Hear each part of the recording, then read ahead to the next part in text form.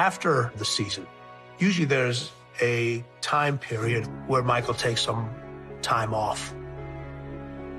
The night they lost to Orlando, I said, Michael, you know, I'm about to get out of here. Let me know when you want me to see you. He goes, I'll see you tomorrow. Michael had an obligation to himself, the fans, his teammates, the organization, his family, everybody. Is that if you're gonna sit down and take 3 hours out of your day to watch me on TV, I have an obligation to give you my best.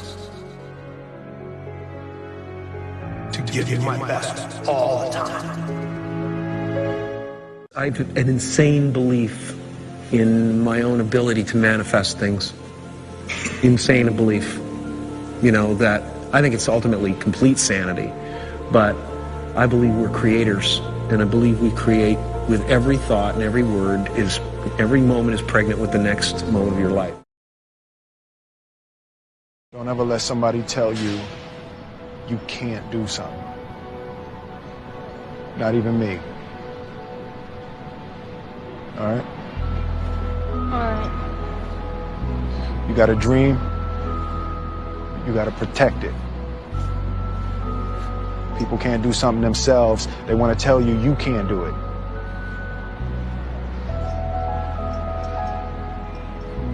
You want something, go get it. Period. Knowing what it is about you that is infectious and being able to convey that to people as soon as you meet them is so important.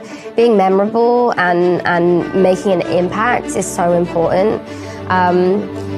You know, that's true for so many different lines of work, and not just like as an actor, but you have to do things to stand out. You can't play by the rules. And I think that, yeah, just knowing that you're good enough and making sure that you stay on that path to be that person. You have to work on yourself, and you have to have an unstoppable attitude, and no excuse is acceptable, and you've got to make it a priority, a non-negotiable in your life, and hold a constant vision of what it is you want to achieve.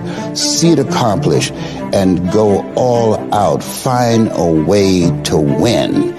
In spite of the setbacks, in spite of the disappointments, in spite of your failures. You really have to be very, very, very stingy with your time. Don't waste it on people that aren't like-minded. Don't waste it doing things that you know are not part of your dream plan. Don't waste time being bitter, which I know I've been argumentative. I understand the meaning of hate. Because in the end, it's just waste your most valuable asset, time. Man, you just got to stay real to yourself. You know, don't ever try and follow the trends. That's when you get lost in the sauce, man. You got to do what you feel, man, and be creative, and don't be scared to be yourself, and always keep that faith. You know, I've been in the darkest times of my life, man, where I didn't know what was going to happen, or was flat broke. Anything you could think of, man, I done been through it, and like, you know, you got to be strong enough to make it through, and it just makes it that much sweeter when everything starts going right. You appreciate it way more, man, so yeah. It's easy to embrace hopelessness when things seem insurmountable, and yet it's actually just a matter of time until all of the elements come together for things to be all right. I mean, I believe that, you know, most difficult situations will resolve themselves if you are persistent, and if you don't give up entirely. And that's what I never did. I never gave up. Every single human being has value, and my value is not determined on how I look, or what job I have, or where I'm from, where I was born, how much money. All that stuff is nothing. So many teenagers, you know, tease each other for how we look, and I tell the teenagers, do you think that I'm cool enough to be your friend? They're like, yeah, of course. I said, but I have no arms, no legs. They said, doesn't matter. I said, really? So it doesn't matter that I have no arms, no legs?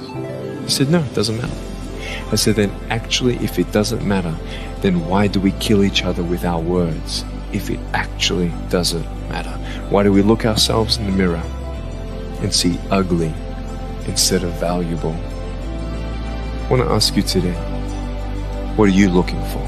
what I realized about myself was, the reason I won and I'm good is I've never played in the vortex. I've never played in the actual rules of life. I was an F student when every immigrant was supposed to be an A student because education was the way out. I launched an e-commerce wine business in 1996.